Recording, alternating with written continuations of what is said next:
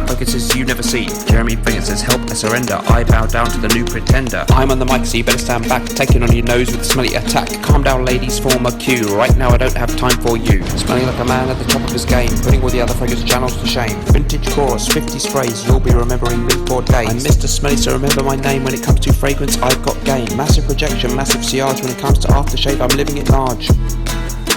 Yeah, that was really crap. Let's not use that. No, let's just do a Captain Sensible joke instead. Yes, sorry.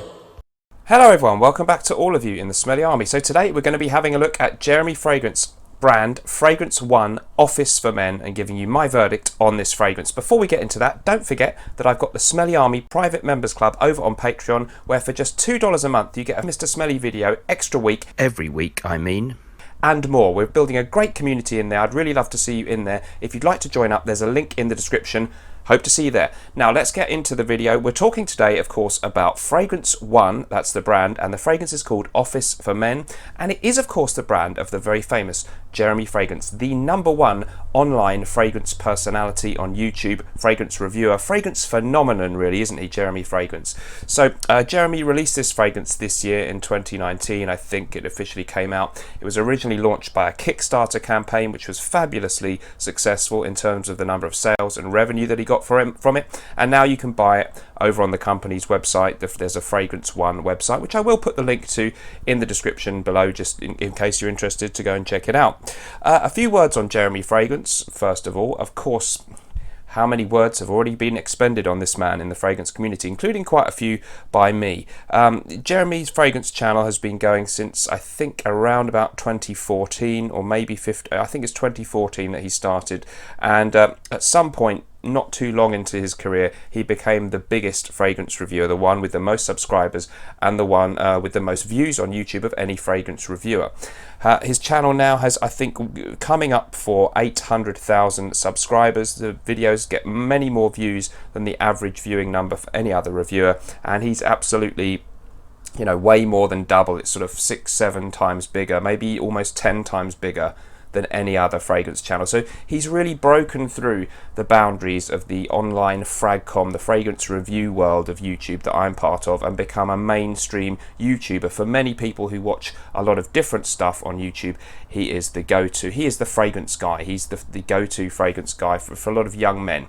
Of course, we all know, if we're watching this video, probably we're aware of what his videos are like. They're very populist in style. He often features attractive young women, and he tends to focus on advocating fragrances which will get you compliments, which will be mass appealing, which will be popular with the opposite sex. And he also likes to talk about the performance. He wants them to perform well, that kind of thing. He tends to focus nowadays mainly on mainstream designer fragrances because that's the most popular topic, the kind of thing most people out there can afford. So he'll have videos like, what's the best kind of Invictus from Paco Rabanne? Do you want the Aqua or the Intense or the Original? And if he's lucky, he's got an attractive woman in the video to help him make that choice. So we all know about his style, and I think good luck to him. He's tremendously successful. It's a format that clearly works, and it was very interesting when he decided to launch his own fragrance. By the way, I am still launching my own Mr. Smelly fragrance. More news on that coming soon. Things going ahead well. We've met with the perfumer. We're going to get the first batch of the juice soon, and I'm going to try and launch my own Kickstarter. It won't be as big as his, and the fragrance will be a bit less mainstream and mass appealing, but hopefully it will be really good. So check out the channel. Stay tuned for more updates on that. But yeah, we've got the release then. Fragrance One, Office for Men. At first it came out with a very basic bottle. Now we've got a new bottle design on the website that looks like this. And it's currently on sale there. I think that's the only place you can get it. 100ml is €160, so quite an expensive kind of niche price, although not the most expensive of niche fragrances. I've got a sample here that one of my Patreon people very kindly sent me, and I've been trying out for a couple of months now, so I can give you my verdict. If you do want to get a sample, one of the places I think that does it is Fragrance Samples UK, who I have also linked in the description below. That's my recommended place around the world to get fragrance samples. I do ship worldwide. Anyway, this fragrance then, Office for Men. First of all, the concept then. Of course, what he's saying that his brand is going to do, I guess there's going to be more releases, is they'll give you the ultimate fragrance for any given occasion to help you navigate, I think they say, through the world of fragrances and make it easy for you. For some reason, they pick the first situation to go for as the office, working in the office.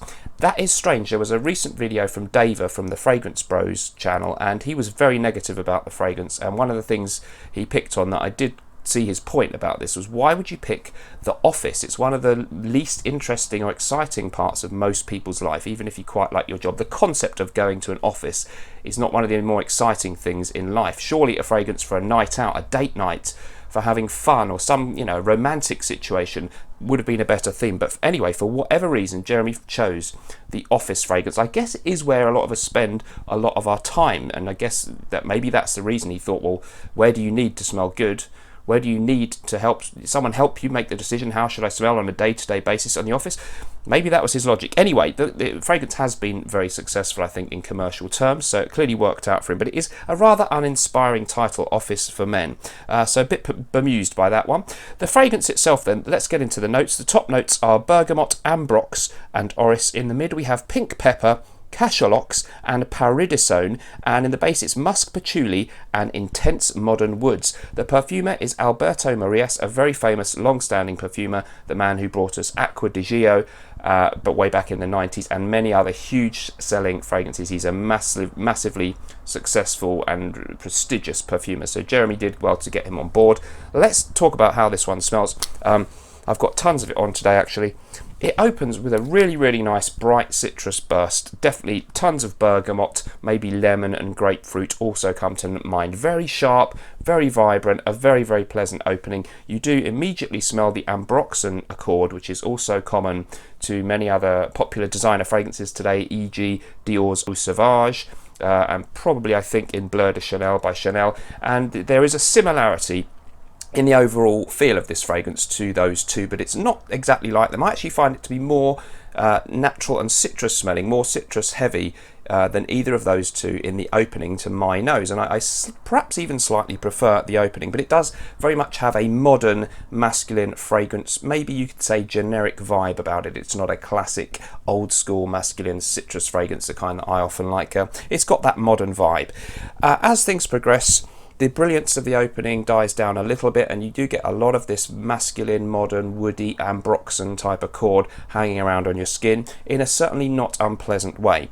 I could definitely pick up on some floral tones. I can't really pick out specific flowers or florals that I get in there. I don't particularly. Orris is a note that I think is another way of saying iris. Didn't massively pick up on that note, but you do get a certain sort of smooth, airy floral feel about the fragrance. There is quite a lot of patchouli in the base, but it's balanced out with some sort of modern woodiness, as they say, intense modern wood.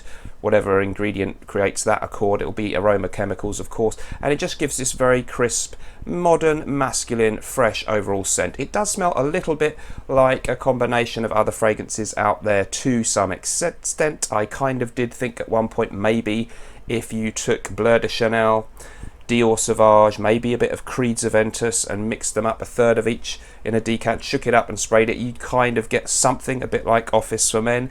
That's not a bad thing, that wouldn't smell bad, but it's there's nothing new here, there's nothing dramatically different to a lot of other high quality good fragrances that are already out there. So performance is good.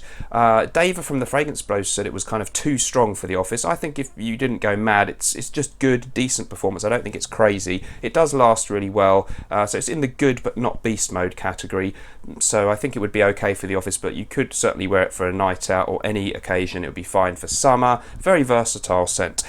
It doesn't excite me very much, and for someone who's, you know, a fragrance reviewer, really famous as supposedly being very passionate about fragrances, you would have maybe thought that he would be a little bit more adventurous or give us something special. I mean, he's a charismatic, exciting guy, and the fragrance, whilst very pleasant, doesn't really bring across that charisma that he's got. It doesn't embody the Jeremy fragrance kind of sexiness that he, you know, I think most people would agree he's an attractive man, a charismatic European, stylishly dressed gentleman, and this fragrance just sort of feels a bit okay, nice, good, run-of-the-mill, middle of the road. I guess maybe that's for commercial reasons, he's playing it safe. So if you're looking for something really exciting and worth this kind of money, and it's, you know, this is a niche level price, then it isn't really worth buying this. You may as well buy one of the aforementioned Dior Sauvage, Bleu de Chanel. Well, maybe you think, oh, well, everyone knows those, I want to be different. But there are so many other lesser well-known designer fragrances that you can buy, you know, Chanel Edition Blanche or Allure Homme Sport. I guess that's quite well known, but you know, any number of things from Givenchy, etc., out there that are fresh and pleasant that you could buy that would do the same job for less money. So it does beg the question, why on earth should you buy this one?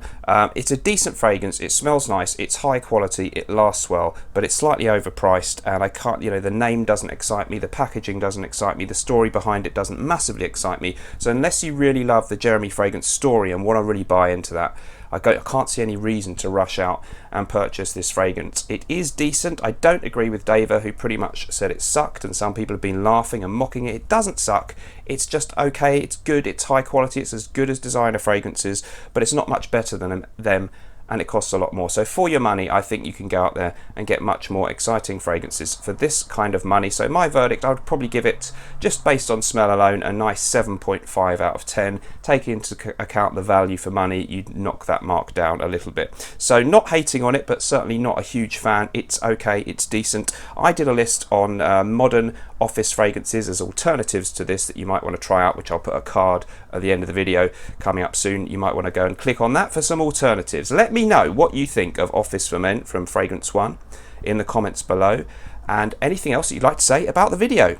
As ever, thank you very much for joining me. Don't forget to check out the Patreon group if you would like an extra video every week, and I'll see you in the next one. Remember, whatever you're doing in life, let's project. Bye bye.